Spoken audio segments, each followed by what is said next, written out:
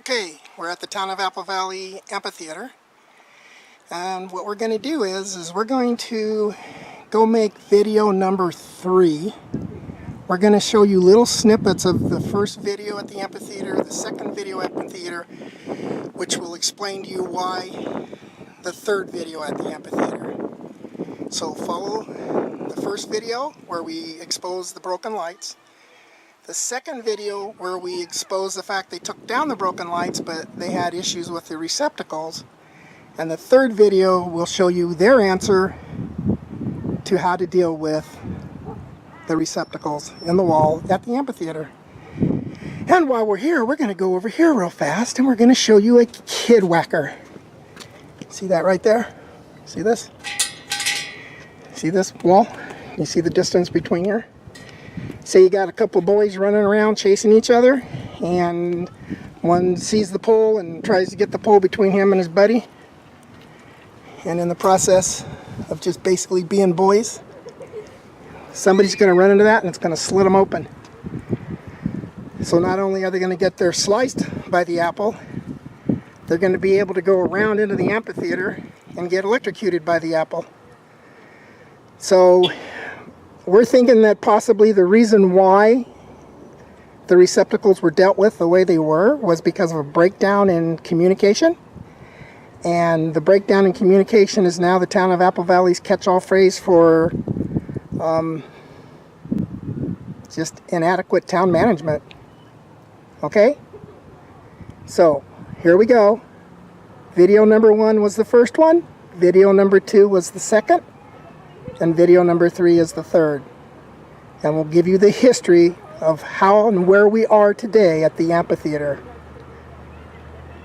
It's June 2016.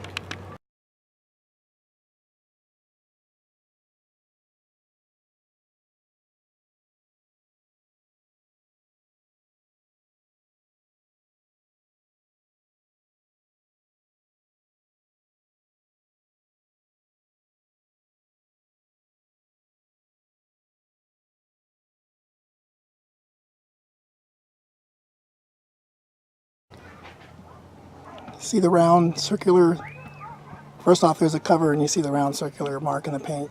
Well, after we posted all of the unsafe issues on the lights with the exposed wires and sockets and non-weatherproof, non-rainproof, the city came in and took down the lights.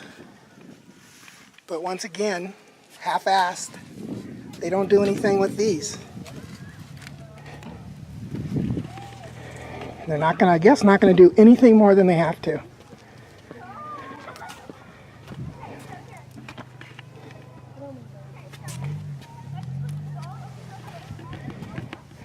Kid can stick something metal in there on the line side of the GFI and get shocked. So you see there, they took the lights down after they saw our video. But they didn't have enough sense to put covers on the receptacles, dummies. So do you want them? There's another one right there. Anyhow, there's another one right there. And technically, they're not even the right covers, but it's keeping the wires from being exposed, so half-assed effort.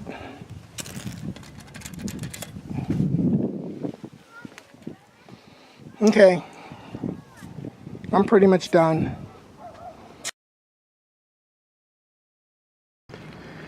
Okay, so this is the third video of the amphitheater. And basically in the first video I show you that 90% of these light fixtures were broken, exposed wires, not weatherproof, all kinds of NEC code issues that the town would write you up as a property owner on their little PMI inspection. So after we posted that, the town came in and they took down all the broken light fixtures, which you can see by the little circles in the covers. So while I was making the filming on that, I noticed that all the receptacles were missing their covers. So we brought up the fact that, yeah, they came in here and took down the lights, but once again, they do a, there's no other phrase, half-assed job. So I come back here to film, and guess what I find? They obviously pay attention or see my videos because they react. They came out and they put indoor covers on outdoor receptacles, which means they're not National Electrical Code compliant. So here you have another one. If it were to rain, the water would get inside of them and create potential safety issues. Here's another one. And here's another one. And there's the town hall, where all the people who make the decisions sit in their air-conditioned offices. It's where the people that make the decisions to cut locks off of the Liberty utility valve and open up the valve without permission.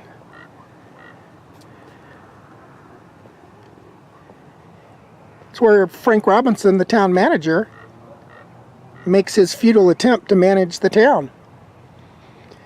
$300,000 a year, plus I think there's 4 assistant town managers at $250,000 a year, so you've got $1.3 million right there.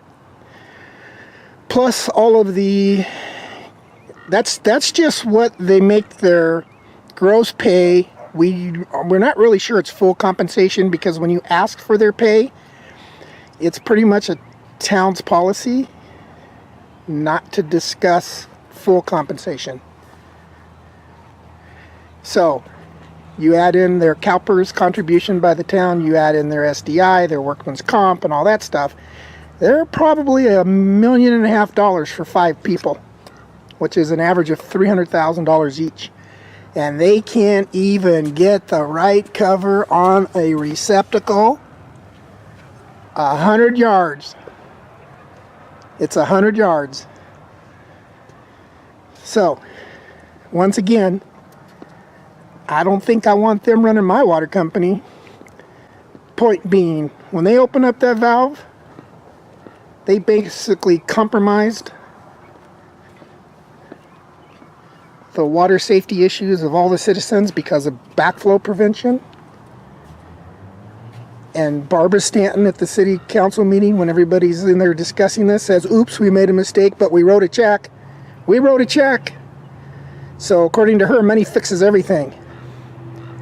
So it's kind of like the swimming pool gate being left open on our video. If a kid drowned, was she going to write a check? Oh, here you go, just compensation. See, there's that phrase, just compensation. As long as we write a check and make just compensation, it's okay. So we can take over a privately owned water company and call it just compensation because we wrote a check.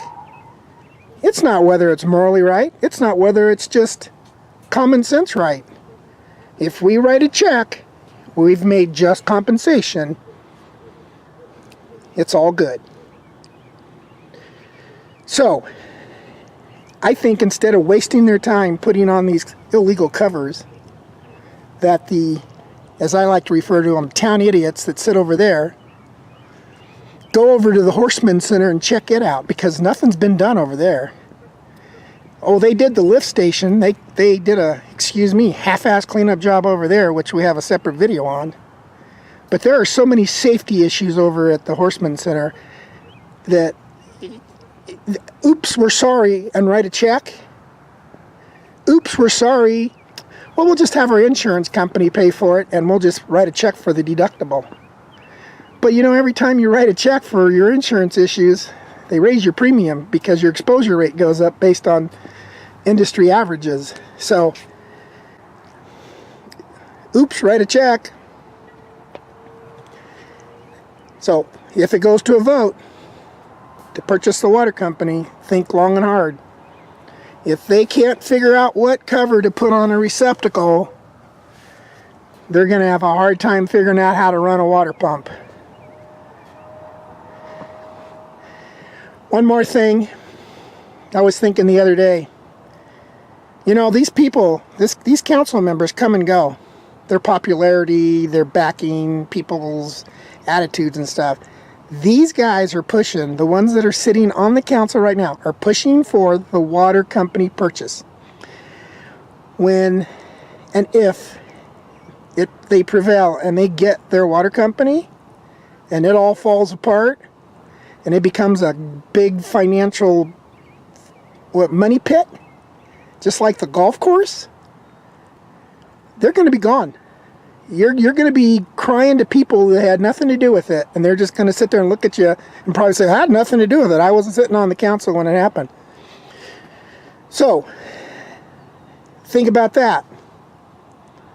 They'll be long gone. They won't have to listen or apologize or write another check, and the town will be stuck with a municipal water company that they can't manage.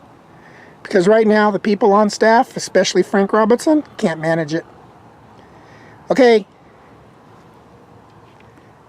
Apple Valley, a better way of life.